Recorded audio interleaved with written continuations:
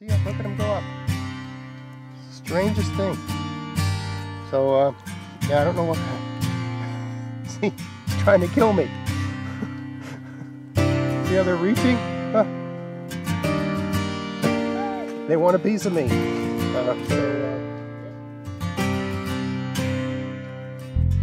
Hey, it's Greg here with MaritimeGardening.com, and I'm picking some potatoes. I'm actually going to clear this whole bed, and because I want to use it to plant some fall greens.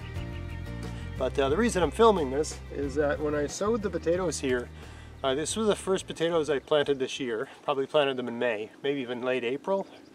I planted these the earlier than anything else. And the main reason I planted them was because the potatoes that I'd stored as seed potatoes for this particular bed, in this case anyway, for whatever reason, those ones developed these super long eyes in storage. So, you know, I tend to take all my potatoes out of storage sometime in April, and I put them in a windowsill, and that keeps the eyes from growing long, and it's called chitting the potatoes. I did a video on that. But these ones, the eyes were all a foot long, right? So I just said, well, why don't I just stick them in the ground and see what happens? So I put them in the ground probably in April, and I had a little plastic, you know, I had some plastic over, clear plastic over this to keep it, you know, because it was still, we were still getting, you know, freezing temperatures at night. So I put them underground, and I mulched it pretty heavily, and I got some potatoes out of it. Anyway, so I thought I would pick these just to show the kind of results you get when you have eyes about this long. I mean, I grow potatoes everywhere in my garden, and you can get results when you've got the long eyes, but I don't find the results are quite as good. But it's still not worth throwing them out. It's still worth planting them. Also, I guess a dual purpose video. This particular bed, I didn't have a lot of mulch at that point in time, so I mulched the bed with these little branches from spruce boughs. So I've got all kinds of them, right? And actually, I really thought by now all the needles would have fallen off of these, and I would have gained that organic matter in the garden. But no sign of that. And a lot of the needles, I mean, I guess if I really worked at it, I could get the needles off, but I thought they would have just fallen off by now, because I laid these down in April, or either the first week of May or the last week of April. Sometime around there is when I planted these. I guess if you checked my the different garden tour videos, you'd see, I suppose. But anyway, this bed was mulched with spruce boughs, right? So kind of a unique mulch. I mean, not everyone has an abundance of those, but I've got spruce trees everywhere. So this year in a number of my different beds, I tried them with strawberries, I tried them with different things. Seems to work. I don't feel that it acidified the soil in any appreciable way. Potatoes don't mind acid soil anyway, so you know, I know with these are red Norlands. I know that sometimes I get a slight potato scab with red Norlands. They're not as scab resistant as, say, a russet Burbank or Kennebec. Those are a little bit more scab resistant. Yeah, if any, you know, the more you acidify the soil, the less of a problem potato scab can be. So, but anyway, I doubt these, based on everything I've read, if you're just laying spruce boughs on top of a garden, it doesn't acidify the soil at all in any way that matters. So anyway, let's pull some of these out and have a look. Not quite sure what to do with these. I'll just set them aside for now. When I was pulling these ones over here, there was a hell of a lot of ants in here. I was even getting bitten by them. Really aggressive psycho ants. I normally, you know, I tend to live and let live where ants are concerned, but I'll do that here as well. I mean, they're not really bothering me, but they don't seem to have had any negative effect. So there was an entire ant's nest here, and ants everywhere. They don't seem to have had any negative effect on the potatoes at all. One more reason why, you know, I mean, lots of people, I've had lots of videos where I talk about not being bothered by ants and leaving the ants alone. And people always say, oh, the ants ate my lettuce, the ants ate this, the ants ate that. I hate ants. I've never really found them to be a problem in my garden. I got a number of different kinds of ants here. But I mean, that's me, and it's where, you know, every place is different, everyone's situation is different. Alright, so I've cleared a pretty good section here. I mean, I'm just pulling the plants out, but definitely there's still a lot of potatoes in the ground, right? I'm just getting the plants out of the way. And getting the mulch out of the way, right? And here's all the mulch.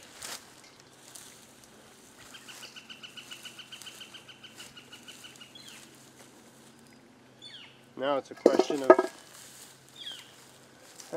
finding the potatoes. So, I mean, I had good growing conditions here for potatoes when they were growing, but you're noticing they're not enormous, right? And I found that to be the case when you've got long eyes, that the potatoes that result aren't prize winners, right? And you still get a yield, but definitely not prize winners. But they're looking good. These are the red Norlands. So far anyway, looking good. Now I've found what I can find easily. Now it's a question of getting out the tool and digging up the soil a little bit.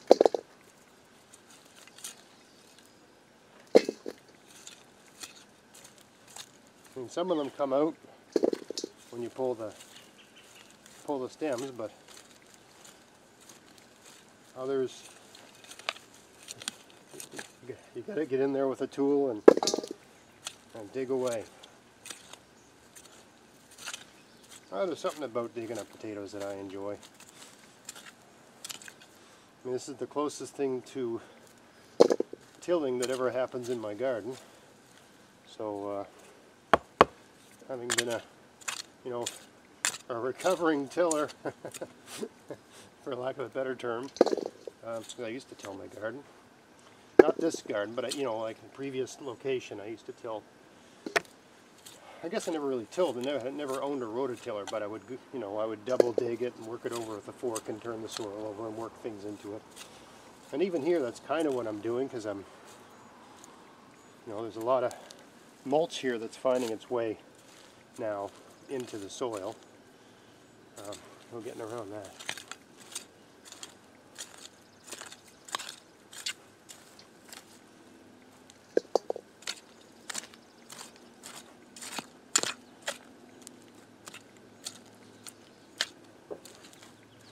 Oh, just saw one there.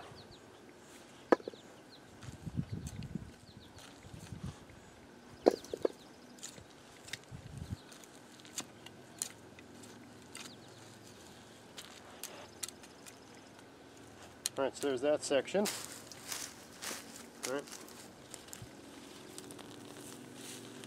And probably what I'll do with all this stuff is, I'm kind of short of mulch right now anyway, is take it and throw it on the lawn and hit it with a lawnmower to use it elsewhere. Now I got those ants. They're just... There's another ant's nest over here. Holy smokes! And man, these ants are aggressive. They're the ones that are black. What are they? They got a red head. Yeah, the very bottom part is black, and the middle and the head are red. And jeez, they attack if you're near them. You can even tell when you're near them. They rear up on their hind legs to attack. And I don't like them. They're very aggressive ants. If you put your hand down, they'll crawl up your hand and they'll start biting. They're even, like I can tell they're looking up at me, trying to figure out how to kill me. They're really aggressive ants. I mean, something else to see. Watch, yeah. Put your finger near them, and you put your finger near them, and they reach up and see if they can get you. They're really aggressive ants. Just unbelievable. So I don't know what kind of ants. Maybe these are the fire ants everybody talks about. I don't know. I mean, I've had them sting me. That hasn't been. People talk about this really painful sting, and swelling and all this sort of stuff. I haven't experienced that, but they are very aggressive I don't know what they are. Maybe I'll bring the camera in and give you a look at these guys.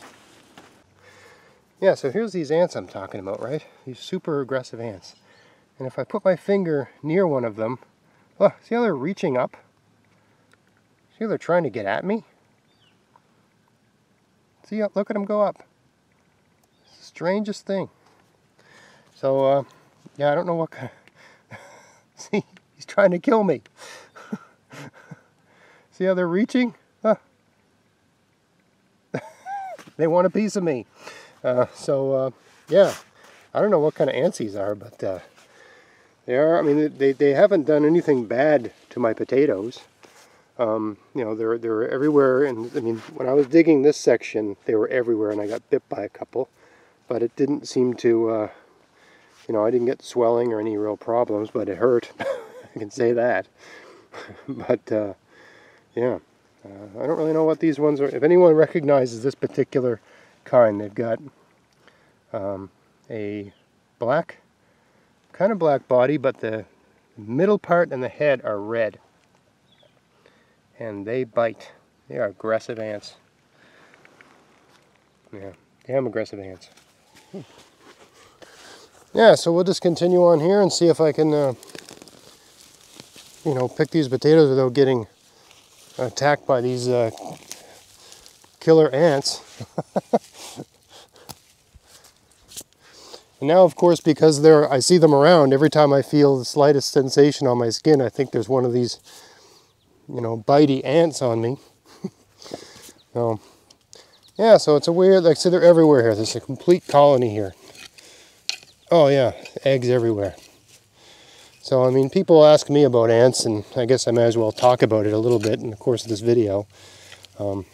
My general approach is to live and let live. You know, I don't find these ants to be a problem for the things I'm trying to grow. You know, and maybe they're so aggressive they kill everything but, you know, maybe they're taking care of my pests for me, who knows. You know, they're a bit of a liability because they seem to like to bite, but I don't mind that if I'm getting good results in a garden, right? I don't mind that. It'd be different if I was having some sort of violent reaction to it, right? But I mean, I'm aware of the risks that they pose, and I'm kind of okay with sharing the space. I'm not a complete hippie here, but I also think when you're messing around with their nests and digging up their nests and stuff, they don't always stick around anyway. They'll move their whole operation somewhere else if it's, you know, if having their setup is too risky for them. I mean, they want to survive, right? So they'll pick up and move. I found that anyway. When I've had ant nests in beds, and I dug up the ant nests. I mean, sometimes it's a thorny something or other. Sometimes they rebuild, right? But oftentimes they just relocate. They just say, that's not worth it. You know, this guy's a jerk. He keeps wrecking our house. And they just go. They just leave town, go somewhere else. Search for greener pastures, so to speak.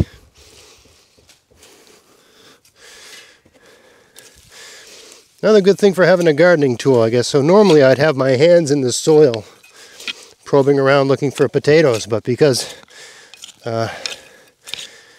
these ants are so bitey, you know, I prefer to use my hands because they damage the potatoes less. And hopefully this is the only bed where I've got, you know, a lot of these ants in them. But morning started off cool today, and now it's getting warmer and warmer and warmer. I got all this yard work I want to do today, but I don't When it gets hot, I just retreat. I go inside, or maybe I'll go fishing down by the ocean because it's nice and cool there. I kind of do this. I tend to do the same thing the animals do, right? When it gets too hot, I go somewhere where there's a nice breeze and hang out there, either indoors, you know, by get a nice cross breeze going in the house, or just hide, get away from it. Just seems easier to do it that way. Now, some people might think I'm getting smallish potatoes, right? I mean, these are fine, right? I mean, but they're not monsters, right? I would prefer they were all, you know, this size or larger, really. And in my other beds, that'll be the case. But if people watch my videos where I revealed that I use this size to save as seed potato, right? Walnut sized. And they said that, you know, you might be thinking you're getting small potatoes because you used small seed potatoes. That's just not the case. As I discussed in an earlier video, potatoes, when you use this part of the potato, you know, when you use a potato to make a potato plant, right, as opposed to getting a seed, what they call true potato seed, off of the flower that becomes kind of like a tomato-like thing, which has seeds in it that you can grow. When you use a potato to make a potato, it's a clone. Okay, so because you're making a clone, the potato is going to grow to, you know, the size the clone is going to be. It's a clone, so that's not why. My guess is that the reason these are, you know, not the biggest is just simply because there's a spider there. I don't want to freak my kids out. This is not the sunny. This is one of the least sunny beds in my entire garden. It's sort of surrounded by tree cover and that sort of thing. So it didn't get optimal sun. And when I planted these, I have found that when you have really long eyes, like foot-long eyes in the potatoes, when you plant them as seed potatoes, you just don't tend to get as good results. You get a yield, you get potatoes, you just don't get like huge, big potatoes. You just get potatoes. Anyway, still not bad, I mean, right? Anyway, so there we have it. We got a bed about, what is this thing? 4 feet by 4 feet, give or take, maybe 5 feet by 4 feet. And, you know, I harvested some last night, so pretty much this bowl, you know, I don't know what I got out of this, maybe 5-6 pounds, that sort of thing, maybe a bit more. So, you know, not bad for what I considered to be potato seeds with eyes that are too long. And now, because I've harvested this whole bed, I'll get this mulch off, smooth this off, and plant a fall crop here. It's you know, there's still time enough to get something in, like a cold tolerant green, and because right now it's the last week of July, which for me is about the time to plant a lettuce or a spinach or an arugula or maybe a fast-growing brassica of some kind, something that's going to be, you know, from seed to maturity in about 40 days. There are things that grow that quickly. Maybe 50 days at the most. For me, where I live, that's the sort of general rule of thumb I make. When your first potatoes come out, plant some greens. And I wonder what it'd be like planting greens here with all these unbelievably aggressive ants. I just saw an ant try to kill a centipede. My goodness, these things are vicious. Anyway, hope you found that interesting. If you did, please like, share, subscribe. Check out my podcast, maritimegardening.com. And until next time, get out there, get at it, have fun in your garden. Thanks for watching.